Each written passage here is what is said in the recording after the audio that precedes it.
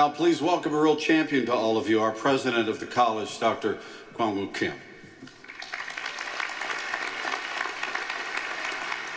Thank you. Before I begin my remarks, I would also like to give a special thank you to all the mothers who are here today. Happy Mother's Day.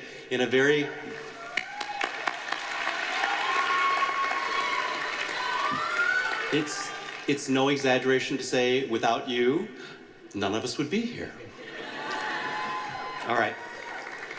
Graduates, parents, families, friends, guests, distinguished members of the faculty, staff, and all others who are here today, I'm delighted to welcome you to this happy occasion, and I thank you for being here to bear witness to this very important moment in the lives of our students. Now, with your permission, I would like to address my remarks directly to our graduates. Graduates, today we honor you and your accomplishments and the choices and the sacrifices which helped you get here today. The degrees you have earned say a great deal about you. They tell the world that you are disciplined, resilient, and tough. My mother always told me that it didn't matter how well you started if you didn't finish well.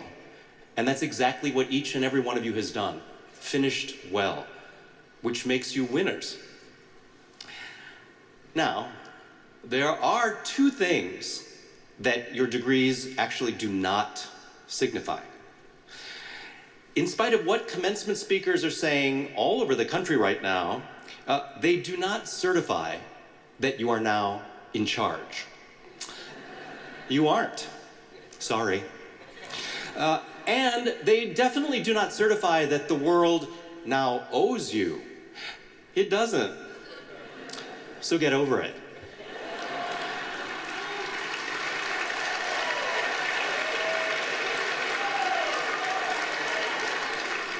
It's common wisdom that no one remembers what was said at their graduation. I don't. And frankly, commencement speeches are fairly predictable. It's the world that we send our graduates into that can sometimes shake us to the core in ways we could not possibly imagine. When I spoke to graduates in the spring of 2002, we were all grappling with the fear and uncertainty that had come into our lives following the terrorist attacks of the previous September 11th. In the spring of 2009, I stood before a class whose families had lived through the worst financial crisis since the Great Depression, a period of time in which many families' hopes and dreams were crushed. Today, unlike in 2002 and 2009, the social contract that binds us together seems to be at risk. As a child myself of immigrants who sacrificed everything so that their children could have access to the American dream, I encounter almost daily behaviors and attitudes that I find repugnant. I have been wondering what to say to you at this moment when we are all struggling to be our better selves. And then I started thinking about the theme of this year's manifest. Own it. At first, those words really didn't mean very much to me. They were in my head and I kept thinking about them, but then suddenly I heard it. Own it. You did not create this moment in our history. Our non-functioning political system, the widespread injustice and inequity, our increasingly polarized society, or the shocking disregard for the planet which sustains all of us. But if you are going to succeed, and I know you will, you are going to have to own it. We rarely get to start where we would like. We always have to start where we are. And I'm placing my bet on you. You are creative problem solvers. You know how to dream big dreams and then develop the skills needed to turn those dreams into reality.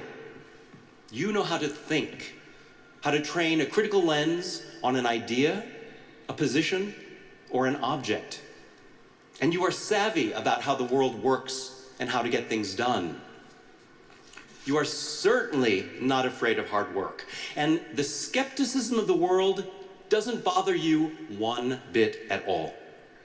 Because you are driven by passion and curiosity, and you understand that failure is an inevitable part of success. You don't believe everything you hear. And because you are creatives, you value authenticity, which means you know that lying is lying no matter what it is called.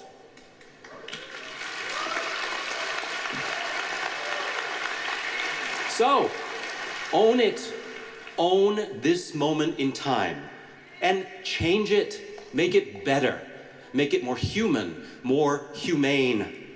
Do not tolerate injustice, whether it be racism or misogyny or any other hatred of the other.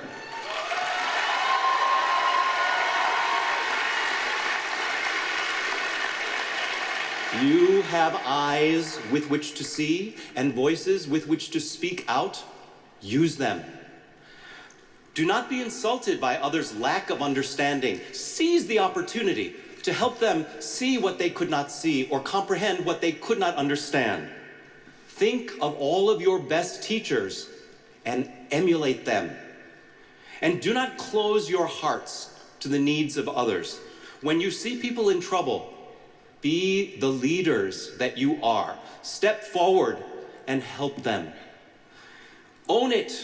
Understand that this is your opportunity as well as your responsibility. And knowing what you are all capable of achieving and knowing how much you all care, I have hope. Now, today is my send-off to you. I would like to give you my simple rules for success. These rules have remained the same in all the years that I have been doing this, because it's my belief that in spite of how much the world has changed, some behaviors still matter. There's a list of 8, but don't worry, this won't take very long. All right, here's the first one that everyone who knows me knows is primary in my thinking. So here we go, number 1. Be on time. All right, I'm gonna say that again because I really want this one to go in. Be on time. This one is simple. Show up late and be passed over. That's how it works. And no, your time is not more valuable than someone else's time. So ignore this rule at your peril.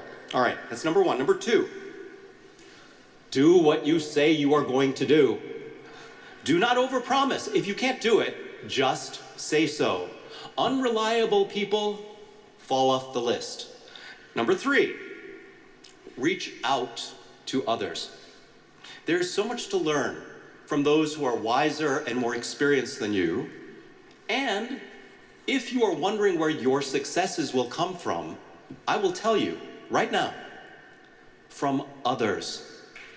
All successful individuals work hard, are disciplined, are focused, are relentless in pursuing excellence. But behind every successful person are the people who believed and who opened doors.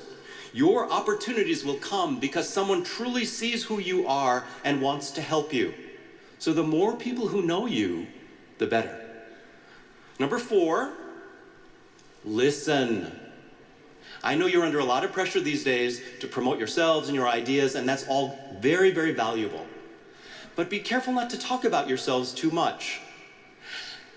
As interesting as you are not the only one. All right, number 5, have compassion for others, and do not be too quick to judge. Until you have walked in another's shoes, you don't have the right. Number 6, be grateful. Given all that we have, complaining, whining, and self-pity are inexcusable.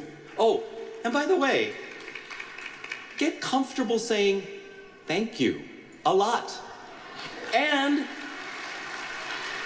if you want the expert level tip, get used to expressing your thanks in writing. Now, I'm an old guy, but that is not an old-fashioned idea. Number 7, take full responsibility for your words your actions, your choices, and their consequences. As some of you heard me say, people who make excuses are lame, and people who blame others are losers. So just get it together. All right, number 8, this is the last one, and this is the most recent one because this is a more recent pet peeve. Unless you are talking about your very survival, please avoid starting sentences with the 2 words, I need. This is a linguistic pattern that suggests a kind of entitlement, which is a really bad place to start a conversation. So I'm going to use myself as an illustration of how those words affect me. All right, so someone comes in my office and says to me, I need.